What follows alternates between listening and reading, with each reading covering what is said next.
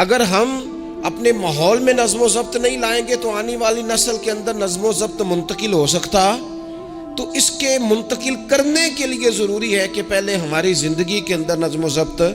آپ دیکھیں شریعت اسلامیہ نے ہر کام کا نظم و ضبط بنایا ہے. نماز اللہ کی عبادت ہے نا. بستر سے اٹھ کر سیدھا مسجد میں آ کے جہاں آپ کا جی چاہے نماز پڑھنے کی اجازت نہیں ہے. آپ اٹھیں، آپ کا لباس پاک ہونا چاہیے، آپ نے وضو کیا ہوا ہو، آپ کو سمت قبلہ کا پتہ ہو، آپ کا منہ کعبہ شریف کی طرف ہو، جس جگہ آپ نے نماز پڑھنی ہے وہ جگہ پاک ہو، آپ کا لباس پاک ہو، وقت کا تعین ہو، نماز کے آداب آپ کو آتے ہوں. آپ بیت اللہ شریف کی طرف رخ کریں گے، کانوں تک ہاتھ اٹھائیں گے، آپ ان ہاتھوں کو منظم طریقے سے باندھیں گے، وقت پر رکوع کریں گے، رکوع میں کمر سیدھی ہونی چاہیے. آپ رکوع سے اٹھیں گے تو ایسے نہیں کہ کوئی بات نہیں اللہ قبول کر لے گا، جب تک آپ کی کمر پوری ٹھیک نہیں ہوتی رکوع سے اٹھتے وقت آپ کی نماز مکمل نہیں ہوتی. آپ سجدے میں جائیں گے تو پیشانی جمنی چاہیے، ناک جمنی چاہیے، آپ کے پاؤں کی انگلیاں زمین پر لگنی چاہیے. آپ جب تک پوری ترتیب سے نماز نہیں پڑھتے، رب کی عبادت ہے نا، کریم بھی بڑا ہے نا، مہربان بھی بڑا ہے نا، غفور بھی بڑا ہے، لیکن اگر مرتب طریقے سے نہ پڑھو تو وہ تو نماز قبول نہیں کرتا. نبی پاک صلی اللہ تعالیٰ علیہ وسلم کے سامنے آ کے ایک شخص نے نماز پڑھی، عبادت کی ہے، آیا ہے، جھکا ہے، لیکن عبادت بھی بے ترتیب بھی نہیں، بے ڈھنگی نہیں، غیر مرتب نہیں، غیر منظم نہیں. ایسے نہیں کہ جیسے مرضی کر لی. اس نے آ کے نماز پڑھی تو حضور نے اس کو دیکھا اور نبی پاک علیہ السلام نے فرمایا تیری نماز نہیں ہوئی، دوبارہ پڑھ. اس نے دوبارہ پڑھی. یہاں تو لوگ ناراض ہو جاتے ہیں. ایک دفعہ طالب علمی کی بات ہے، میں ایک جگہ نماز کے لیے وضو کر رہا تھا تو ایک صاحب نے وضو کیا، بڑی جلدی میں آئے اور جلدی میں وضو کیا تو ان کا ایک ٹخنا خشک رہ گیا. تو میں نے ان کی خدمت میں بڑی، چونکہ بزرگ تھے، بڑے تھے مجھ سے، میں نے بڑی عرض کی. میں نے کہا وہ آپ کو خیال نہیں رہا، آپ کا ٹخنا خشک ہے. وہ کہتے ہیں مولوی وہ لنگن نہ دیا دے، دیکھو کو لنگ نہ جائے. تو سو قبول کرنی کہ اللہ نے. میں نے ان سے کہا آپ کیا کام کرتے ہیں؟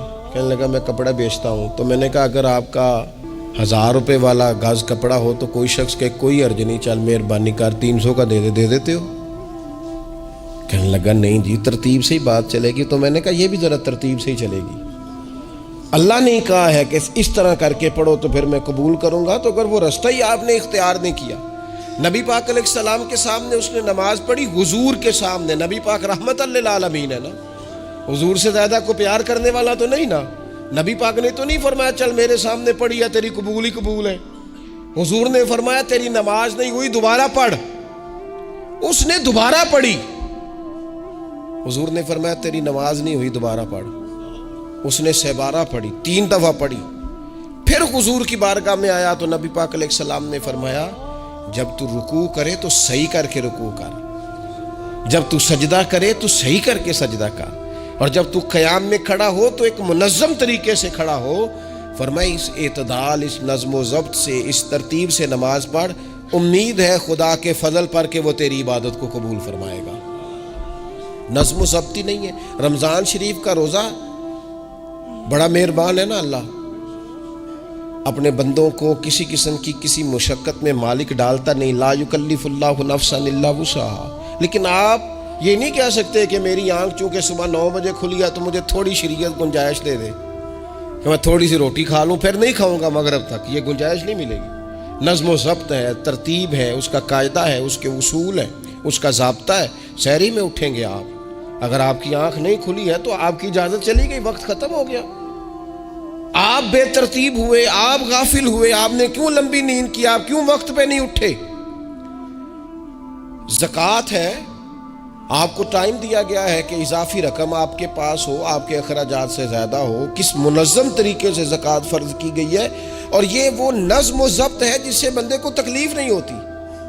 یعنی آپ کی ضروریات سے زیادہ مال ہو، اس مال کی قیمت 7.5 تولے سونے کے برابر یا 52.5 تولے چاندی تک پہنچ جائے، پھر وہ کل پہنچ گیا تو آج زکوٰۃ فرض نہیں، اس پر سال گزر جائے، پھر بھی وہ سارا نہیں دینا، اس میں سے 2.5% دینا.